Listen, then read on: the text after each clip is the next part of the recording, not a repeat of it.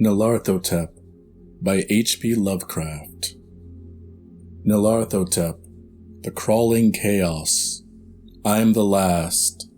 I will tell the audient void. I do not recall distinctly when it began, but it was months ago. The general tension was horrible.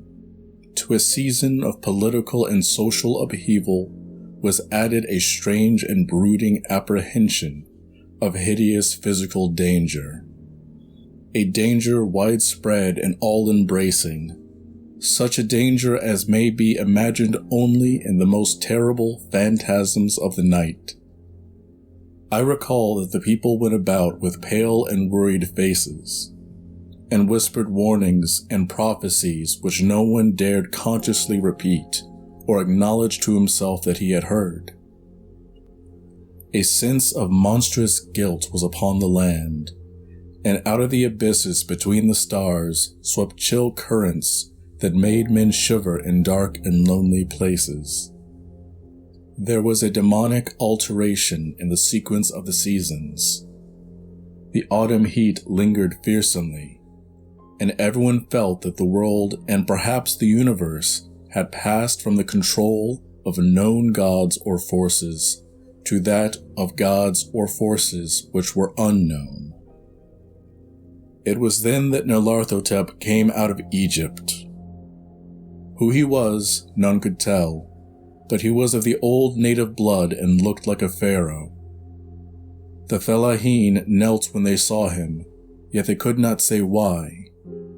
He said he had risen up out of the blackness of 27 centuries, and that he had heard messages from places not on this planet.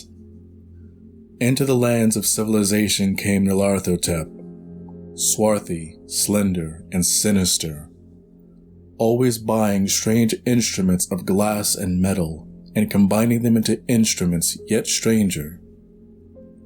He spoke much of the sciences of electricity and psychology, and gave exhibitions of power which sent his spectators away speechless, yet which swelled his fame to exceeding magnitude. Men advised one another to see Nyarlathotep, and shuddered.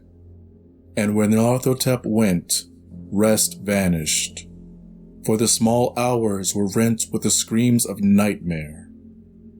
Never before had the screams of nightmare been such a public problem.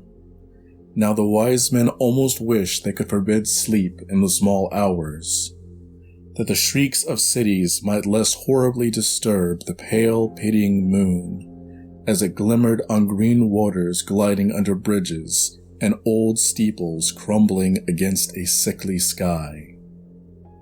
I remember when Nyarlathotep came to my city, the great, the old, the terrible city of unnumbered crimes. My friend had told me of him, and of the impelling fascination and allurement of his revelations, and I burned with eagerness to explore his uttermost mysteries. My friend said they were horrible and impressive beyond my most fevered imaginings, and what was thrown on a screen in the darkened room prophesied things that none but Nyarlathotep dared prophesy, and in the sputter of his sparks there was taken from men that which had never been taken before, yet showed only in the eyes. And I heard it hinted abroad that those who knew Nyarlathotep looked on sights which others saw not. It was in the hot autumn that I went through the night with the restless crowds to see Nyarlathotep. Through the stifling night and up the endless stairs into the choking room, and shadowed on a screen I saw hooded forms amidst ruins, and yellow evil faces peering from behind falling monuments. And I saw the world battling against blackness, against the waves of destruction from ultimate space, whirling, churning, struggling around the dimming, cooling sun. Then the sparks played amazingly around the heads of the spectators, and hair stood up on end, whilst shadows more grotesque than I can tell came out and squatted on the heads. when I, who was colder and more scientific than the rest, mumbled a trembling protest about imposture and static electricity, Nyarlathotep drove us out, down the dizzy stairs into the damp, hot, deserted midnight streets. I screamed aloud that I was not afraid, and I never could be afraid, and others screamed with me for solace. We swore to one another that the city was exactly the same, and still alive, and when the electric lights began to fade, we cursed the company over and over again, and laughed at the queer faces we made.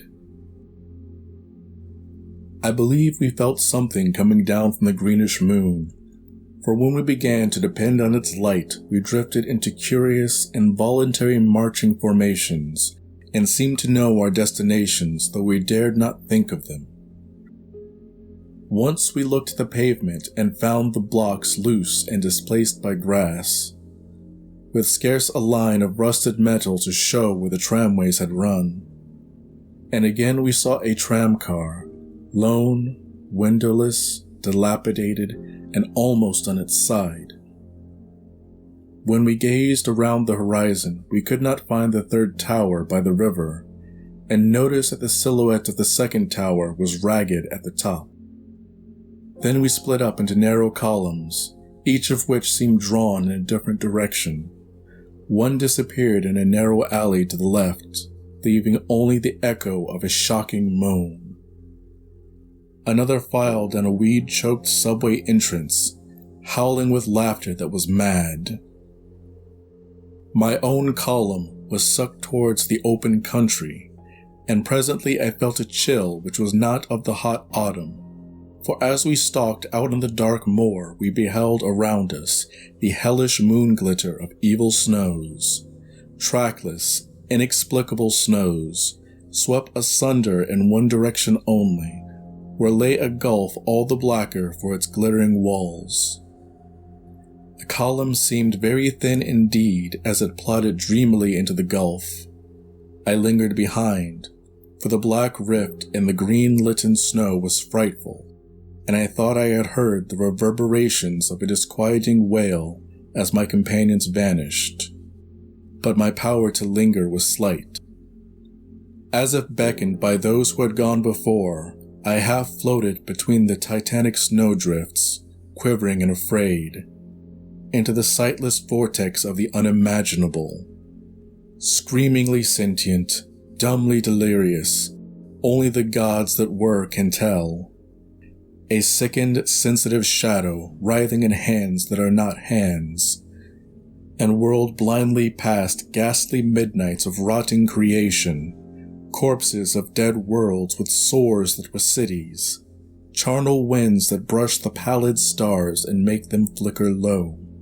Beyond the worlds, vague ghosts of monstrous things, half-seen columns of unsanctified temples that rest on nameless rocks beneath space and reach up to dizzy vacua above the spheres of light and darkness.